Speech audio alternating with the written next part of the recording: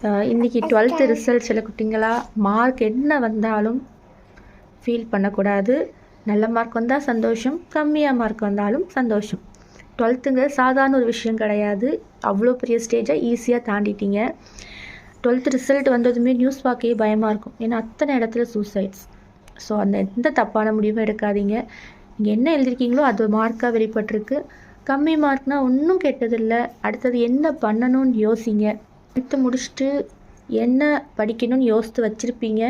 ஒரு வேலை யோசித்து வைக்காதவங்க 5 வருஷம் கழித்து என்ன ஜாப்க்கு ஸ்கோப் இருக்கோ அந்த ஸ்டடீஸை சூஸ் பண்ணுங்கள். தயவு செஞ்சு கம்மி மார்க் எடுத்திருக்கோன்னு எந்த வருத்தமும் பட வேண்டாம். ஒரு மார்க்கு ஒரு மனிதனை கண்டிப்பாக தீர்மானிக்காது, நிர்ணயிக்காது. மார்க்குங்கிறது ஒரு சைடு, அவ்வளோதான். நீ யாருன்னு உன்னோட குணம் ப்ரூஃப் பண்ணும். ஸோ மார்க்கெல்லாம் ஒன்றுமே கிடையாது. நல்ல மனிதனாயிரு. மேலும் மேலும் இன்னும் மார்க்கை கண்டு தயவு செஞ்சு யார் எந்த தப்பான முடிவும் எடுக்க வேண்டாம். ஓகேவா?